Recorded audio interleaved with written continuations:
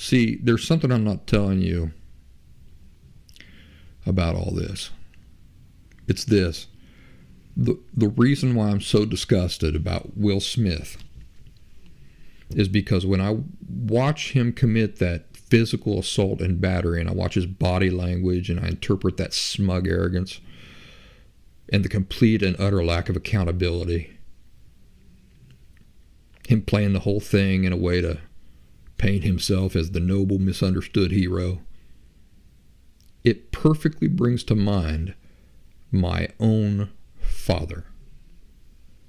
Will Smith and my own father live with the same underlying attitudes. How do I know? The law of genuine attitude reflection. It never lies.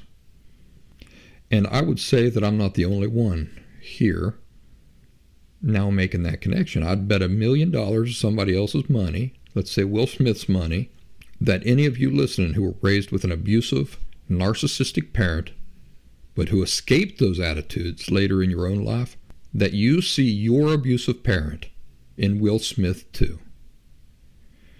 Do you remember how your parent used to grab you and manhandle you and put his or her hands upon you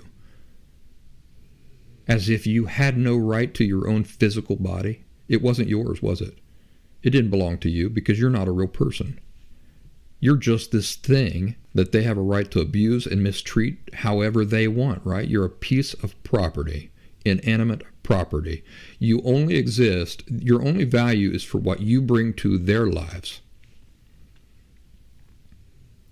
Do you remember how you felt each time after an experience like that?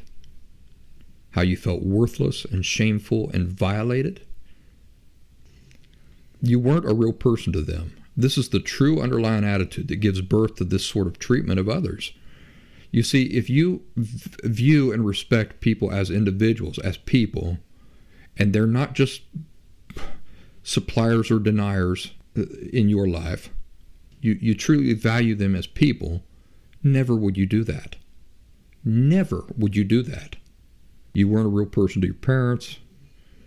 They weren't responsible for how you made them feel, and so they weren't responsible for their subsequent actions. They were justified to lay their hands upon your body and mistreat it any way they wanted to because they were justified. They were justified. You made them feel a thing, right? There's no difference between what you feel and physical actions taking place in the real world. And you're not an individual. You're a possession or an inanimate thing. And your only value is what you bring to their lives or don't bring to it. This really was the underlying attitudes that your abusive parents lived with that allowed them to treat you in those ways. Remember, to say that a thing is inexcusable means that there's no excuse in the world that makes it okay.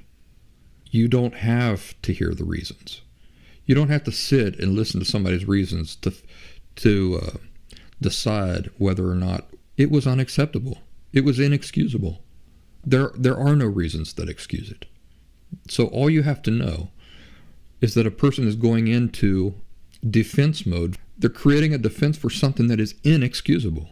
There's no excuse in the world that makes it excusable. So why waste your time listening to their reasons?